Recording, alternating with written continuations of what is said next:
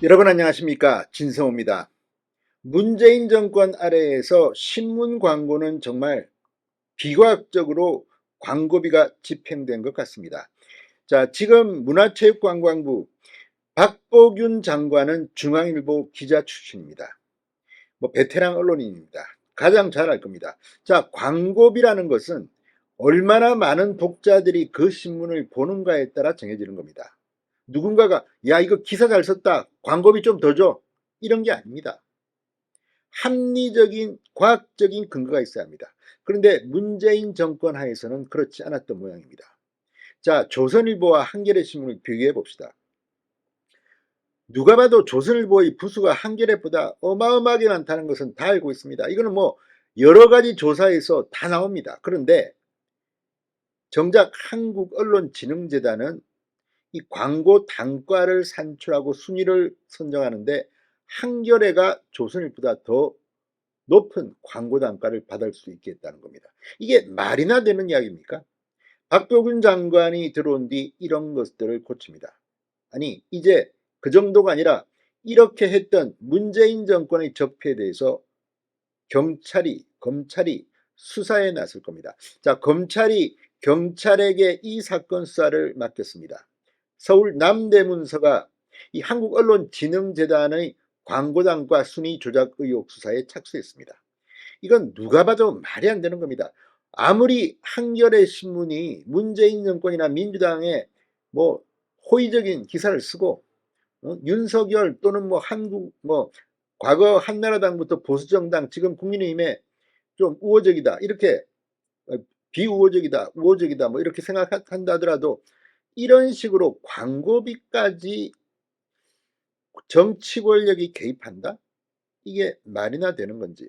아무튼 이 문제가 이제 수사를 받게 됐습니다. 박보균 장관은 한국언론진흥재단에 실태 조사를 하기로 했습니다. 진성호의 융단 폭격 시작합니다. 한국언론진흥재단을 융단 폭격합니다. 방송에 앞서 아직 진성호 방송의 구독자가 아니신 분은 붉은색 구독 버튼 눌러주십시오. 더 좋은 방송으로 보답하겠습니다. 자, 한국언론진흥재단, 이 언론사별 정부 광고 집행 단가를 책정하기 위한 핵심 지표인 열독률 조사 점수의 변별력을 축소시키고 사회적 책무가치 조사 점수를 추가하는 방식으로 언론사들의 광고 단가 순위를 의도적으로 뒤바꿨다는 의혹, 여기에 경찰이 수사에 나섰습니다. 자, 한국언론진흥재단 등에 따르면 서울 남대문 경찰서는 대학생단체 신전대협의 이 고발로 신전대협은 표한수 한국언론진흥재단 이사장 등을 업무방해 및 위계 공무집행방해 혐의로 고발했습니다. 이 사건과 관련해서 언론재단 관계자들을 26일 참고인 신분으로 소환조사했다고 조선일보가 보도했습니다. 한국언론진흥재단은 언론사 광고단가 책정 등에 활용되는 열독률 조사 점수를 조작, 특정 언론사의 광고단가를 높인 혐의를 받고 있습니다.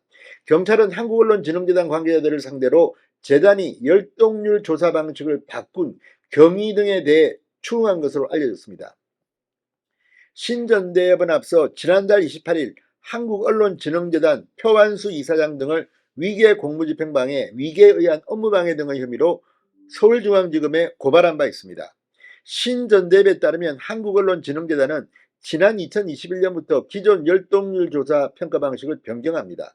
열독률 조사는 지난 일주일 동안 읽은 종이신문의 이름은 무엇인가 라는 질문입니다. 그런데 이 질문에 대해 응답 순위를 매겨 점수를 주는 그 방식을 바꾼 겁니다.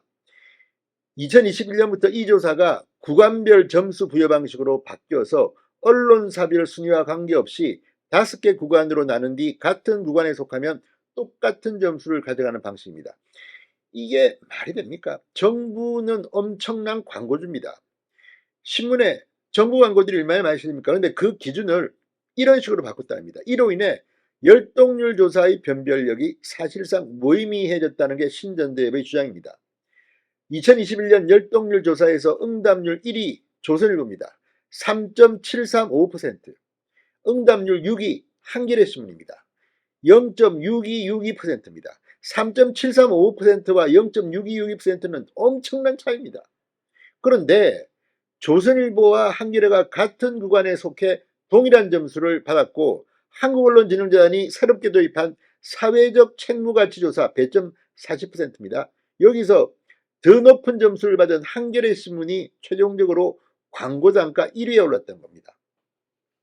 자, 시장은 시장대로 뭐 조선일보, 한겨레 신문 뭐 광고를 내는 광고주들이 그 신문의 뭐 열독률 또는 뭐 가치를 평가해서 낼 겁니다. 그런데 이와 별도로 정부가 문재인 정권 때 아닙니까? 이런 식으로 뭘 바꿔가지고 조선일보보다 한겨레가 더 높은 광고 단가를 받게 했다? 물론 이거는 정부 광고에 그치는 겁니다. 그러나 정부 광고 크기도 큽니다. 게다가 이렇게 하는 것이 정말 한겨레는 예쁘고 조선일보는 미워서 문재인 정권의 문체부가 이렇게 한 건 아닌가 하는 의심을 하기에는 충분한 겁니다. 해도 너무합니다. 이거는 제가 볼 때는.